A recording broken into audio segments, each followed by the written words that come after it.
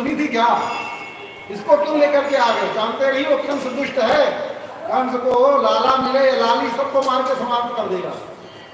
वसुदेव ने कहा देवी हमको याद ही नहीं था कैसे आ गई और कैसे हम इसको लेकर के आए, हमको कुछ पता ही नहीं चला। उसी समय सारे दरवाजे बंद हो गए और हथकड़ी बेड़ी फिर से वसुदेव जी महाराज को लग गई और कंस को सूचना गई। कंस सूचना पाकर के दौड़ता हुआ आया और आकर के देवकी के समीप पहुंचा।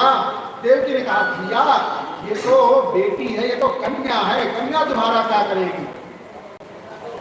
कंस ने कहा ये तुम्हारा 8वां गर्भ है, कन्या हो या बालक हो। तुरंत देवकी के गोदी से वो कन्या को छीन लिया और पांव पकड़ा।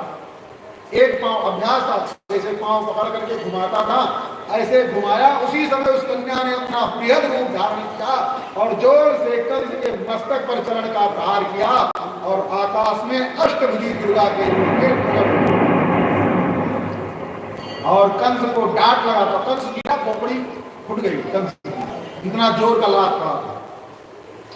कंस को बोला हे कंस अगर तू जल्दी नहीं मरना चाहता है तो बालकों की हत्या करना बंद कर दे, और तू सोचता है कि मैं बचा रहूंगा, तुझको मारने वाला इस ब्रजमंडल में आ चुका है। देवी तो अंतर ध्यान हो गई और एक बीज और वो करके चली गई। बेचारा कुछ दिन शांत भी रहता तो शांत भी नहीं रह पाया। इधर कंस ने अपने दुष्ट गणों को बुला करके वार्तालाप करता है।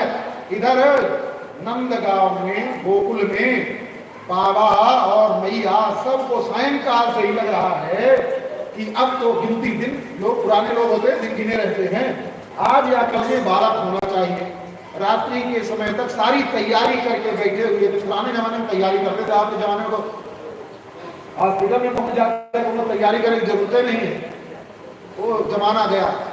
पहले सूतिका गृह तैयार होता था, उसमें अग्नि रखी जाती थी, लोहा रखा जाता था, सिर लोहा रखा जाता था और जामीन के पत्ते रखे जाते थे और धूप रखी जाती थी। वो सब सारी तैयारियां होती थी, तैयारी करके रखे होते थे। वैसे सारी तैयारी रही हुई थी। मैया तो पर्यंत पर लेटती हुई है। बड़ी बूढ़ी माताएं आती हैं और आकर के पूछती हैं यशोदा कुछ महसूस हो रहा है? मैया तो मुस्कुराती है ना, कुछ महसूस नहीं हो रहा है। 10 बजा, अब भाई गांव देहात में 8-10 बजते बजते अंधेरा हो जाता है। सब ने कहा देखो अब रात्रि हो गई है, लगता है आज कुछ होने जाने वाला नहीं है, सब अपने अपने घर जाते हैं और कुछ हुआ तो कौन दूर है, सब बुला लेना। सब लोग चले गए और मैया भी सो गई और बीच में वसुदेव जी को जो करना था करके चले गए। रात्रि के मध्याह्न में वसुदेव जी के जाने के पश्चात लाला कन्हैया मैया के बगल में लेटे हुए थे। वसुदेव जी के जाते ही लाला कन्हैया ने मैया को स्पर्श किया। महाराज ठाकुर जी का जिसको स्पर्श हो जाएगा वो नींद में सोएगा। मैया की नींद टूट गई स्पर्श प्राप्त करते ही। जैसे ही मैया की नींद टूटी, बगल में देखा लाला, नील घन श्याम सुंदर लाला को देख करके मैया तो प्रसन्न हो गई। लाला को उठा करके अपनी छाती से लगाया और छाती से लगा करके दुला करने लगी। मैया के वक्षस्थल से दुग्ध निर्झर भये। मैया ने अपनी कंचुकी को खोला और लाला को दुग्ध पान कराने लगी। गाढ़म गाढ़म जनन्या कलयत हृदयम मामकम इंद्रबादम। मैया लाला को दूध पिला रही हैं। दूध पिला करके जब मैया का मन भरा तो मैया ने सोचा बालक तो पैदा हो गया, जन्म ले लिया, लाला तो आ गया, पर अब सूचना कौन दे? जब सूतिका गृह में बालक पैदा होता है, रुदन करता है, तो रुदन की आवाज को सुन करके माताएं दौड़ करके आती हैं। मैया ने लाला से कहा लाला अगर मैं अभी हल्ला मचाऊं, अरे दौड़ करके आओ, अरे हमको लाला हो गया, लाला हो गया, तो अच्छा लगेगा। इसलिए लाला अपने आने की सूचना आप ही दो।